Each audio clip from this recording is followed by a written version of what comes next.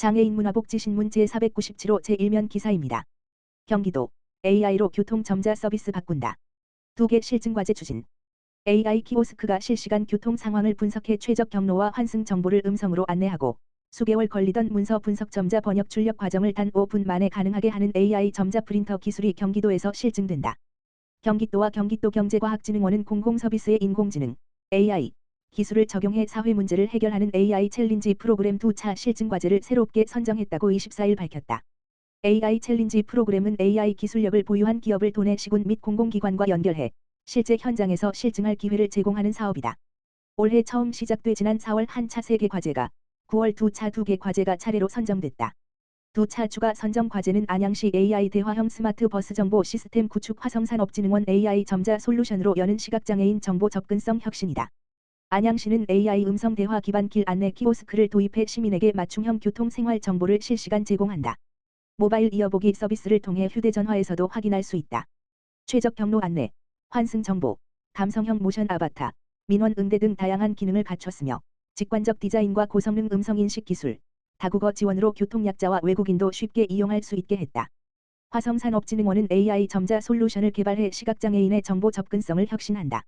기존 수작업 방식으로 수일 물결표 사인 수개월 소요되던 점자 문서 출력을 5분 이내로 단축하고 복잡한 문서 구조도 AI가 정확한 점자 언어로 변환해 공공민원 안내문 등 실시간 정보 제공이 가능해진다. 김기병 경기도 AI국장은 사회문제 해결에 기여하는 AI 선도 사례를 지속적으로 발굴하고 AI 기술을 공공서비스에 적극 도입해 AI 효과를 도민이 체감할 수 있는 기회를 지속적으로 만들어 가겠다고 말했다.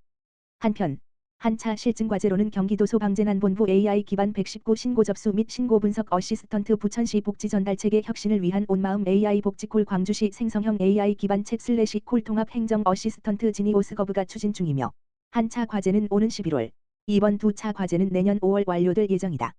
경기도 평생교육진흥원 전국 최초 장애인 평생학습 국제 콘퍼런스 마쳐 경기도와 경기도 평생교육진흥원은 26일 고양 킨텍스에서 열린 2025 장애인 평생교육 국제 콘퍼런스에 국내외 전문가 20여 명, 5개국 학자 및 현장 관계자 등 총 500여 명 참석해 장애인 평생학습권 보장을 위한 국제적 공감대를 형성했다고 28일 밝혔다. 이번 학술대회는 장애인의 평생학습과 완전한 사회참여 실현을 주제로 장애인 평생학습권 보장을 국제적 차원에서 논의한 전국 최초의 행사다. 각 세션에서는 캐나다의 연구 사례로 보는 다양성과 포용성의 중요성, 유타 트레비라노스, 지속 가능한 전 생애 학습권을 위한 이탈리아의 정책, 로베르타 피아차, 차별 없는 교육을 위한 멕시코의 다양한 제도와 사례, 마리아 엘레나 레르마 콜로모, 일본의 장애 관련 정책 기반의 변화와 사회적 전환점, 나가세 오사무 등 각국의 장애인 평생학습 정책과 사례가 공유됐다. 특히 참석자들은 장애인 평생학습 국제 네트워크를 구축해 정책 연구 현장 협력을 이어가기로 합의했다. 경기도와 경기도 평생교육진흥원은 이를 토대로 국내외 전문가와 공동연구 및 후속 학술 교류를 추진할 계획이다. 오후석 경기도 평생교육진흥원장은 장애인의 평생학습은 단순한 교육 차원을 넘어 사회참여와 권리 실현으로 이어져야 한다며 장애인의 학습권 보장을 위해 정책과 프로그램을 더욱 강화하겠다고 말했다.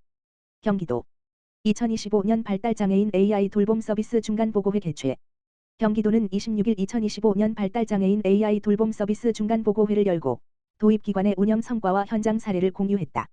발달장애인 AI 돌봄 서비스는 CCTV와 인공지능 행동 데이터 분석을 통해 자기 자신이나 타인에 대한 공격, 물건 파괴 등 발달장애인의 도전 행동을 실시간으로 감지 중재하는 사업이다. 지난해 처음 안산 의왕 세 개소에서 시범 운영됐으며 올해는 의정부와 남양주시까지 5개 기관으로 확대됐다. 보고회에서는 기술개발사인 SK텔레콤이 사업 추진 현황과 성능 개선 계획을 발표했고 한국개버행동발달연구소와 안산의정부 남양주시 장애인복지관이 현장 활용 사례를 소개했다. 한국개버행동발달연구소는 AI 행동중재 컨설팅 중간 결과 대상자의 공격 파괴 행동이 정도 10에서 1호 80%, 자해 행동은 주 10회에서 3회로 70% 줄어들고 부정적 관심이 아닌 눈 맞춤, 부드러운 말투 등 긍정적 대체 행동이 늘어난 사례를 발표했다. 특히 행동 데이터 기반 전문가 컨설팅이 도전 행동의 원인 분석과 중재 계획 수립에 실질적인 도움을 주고 있다는 평가다. 또한 AI 영상 분석을 통해 도전 행동의 전조 증상과 행동의 원인 결과를 파악할 수 있어 돌발 상황 대응이 어려운 발달장애인 돌봄 환경 개선과 지원 방안 설계에 기여하고 있다는 것이 현장의 의견이다. 이 밖에도 발달장애인 보호자들은 자녀 행동 변화의 이해도가 높아졌으며 시설 종사자들은 인수인계와 대응 훈련에 실질적 도움을 받고 있다고 밝혔다. SK텔레콤은 중간보고회에서 논의된 개선 요구사항을 반영하고 12월 돌봄교사와 보호자 대상 만족도 조사를 통해 AI 돌봄의 효과성을 분석할 계획이다.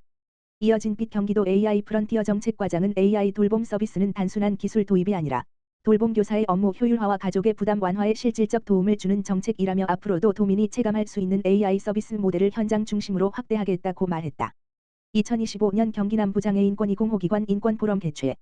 경기 남부장애인권익공호기관은 오는 2025년 10월 24일 금 오후 2시부터 경기도의회 대회의실에서 경기도 장애인 인권 증진을 위한 권익공호 체계 강화 방안 모색을 주제로 2025년 경기 남부장애인권익공호기관 인권포럼 이하 인권포럼을 개최한다. 이번 포럼은 장애인의 권리를 보장하고 학대 차별 피해를 예방하기 위한 제도적 과제를 논의하는 자리다. 특히 경기도의회 보건복지위원회 박재용 의원이 좌장을 맡아 전체 진행을 이끌고 이동석 교수, 대구대학교 사회복지학과 가장애인 권익공호 체계 강화를 위한 민관 시민의 역할을 주제로 기조 발제할 예정이다. 이어지는 지정 토론회는 유정환 관장, 군포시 장애인 종합복지관, 장형윤 소장, 경기남부 해바라기 센터, 김병태 소장, 안산단원 장애인 자립생활센터, 박명재 장학사, 경기도교육청 특수교육과 인권지원 담당, 최선숙 과장, 경기도청 장애인복지과 이 참여하여 학계, 현장, 당사자, 정책 영역에서 다양한 의견을 제시할 예정이다. 또한 현장 참가자들과 함께하는 자유토론과 질의응답을 통해 구체적이고 실질적인 대안을 모색하고자 한다.